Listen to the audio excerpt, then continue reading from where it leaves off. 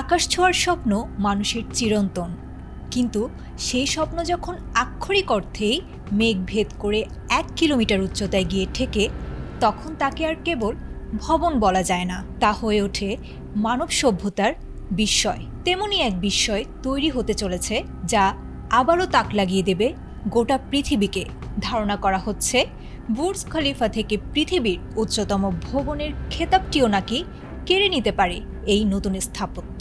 তবে কি এইবার সাদামাটা হয়ে যাবে বুর্জ খলিফার সিংহাসনটি? মরুভূমির তপ্ত বালু উড়িয়ে লোহিত সাগরের তীরে ডানা মেলছে এক নতুন দানবীয় স্থাপত্য, যার নাম জেদ্দা টাওয়ার।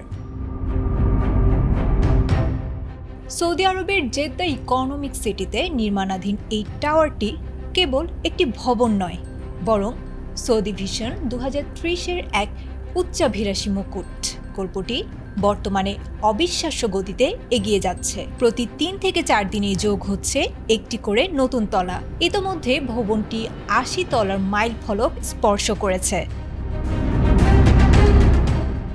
জেদ্দা টাওয়ারের বিশেষত্ব হলো এর উচ্চতা। বর্তমানে বিশ্বের উচ্চতম ভবন বুর্জ খলিফার উচ্চতা 828 মিটার, কিন্তু জেদ্দা টাওয়ার সেই রেকর্ড ভেঙে ইতিহাসের প্রথম ভবন হিসেবে পৌঁছাতে যাচ্ছে 1000 মিটার বা 1 কিলোমিটারের উচ্চতায়। অর্থাৎ বুর্জ খলিফার চেয়ে এটি হবে প্রায় 172 থেকে 180 মিটার বেশি উঁচু।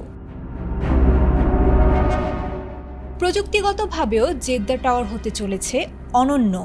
বুর্জ খলিফার ডিজাইনার অ্যাড্রিয়ান স্মিথ নিজ হাতেই তৈরি করেছেন এর নকশা। এতে থাকছে প্রতি সেকেন্ডে 10 মিটার গতির লিফট এবং বিশ্বের সর্বোচ্চ অবজারভেশন ডেক। মরুভূমির প্রচণ্ড তাপ সইতে এতে ব্যবহার করা হয়েছে সর্বাধুনিক শীতাতপ নিয়ন্ত্রণ ব্যবস্থা এবং টেকসই জ্বালানি প্রযুক্তি। 157 থেকে 160 তলার এই বহুমুখী ভবনে থাকবে 4 সিজনস হোটেল, বিলাসবহুল অ্যাপার্টমেন্ট এবং আধুনিক অফিস। গণমাধ্যম গালফ নিউজের একটি প্রতিবেদন থেকে জানা গেছে 2028 সালের মধ্যে প্রকল্পটি সম্পন্ন হওয়ার কথা রয়েছে। এদিকে নিরাপত্তা শঙ্কা ও মহামারীর কারণে দীর্ঘ কয়েক বছর কাজ বন্ধ থাকলেও সৌদি বিন লাদেন গ্রুপ ও টার্নার কনস্ট্রাকশন এখন নির্ধারিত সময়ের মধ্যে প্রকল্প শেষ করতে কাজ এগোচ্ছে দুর্বার গতিতে। তবে সৌদি আরবের উচ্চাকাঙ্ক্ষা এখানেই শেষ নয়। রিয়াদের 2 কিলোমিটার উচ্চতার রাইজ টাওয়ার নির্মাণের পরিকল্পনাও এরই মধ্যে শুরু হয়েছে।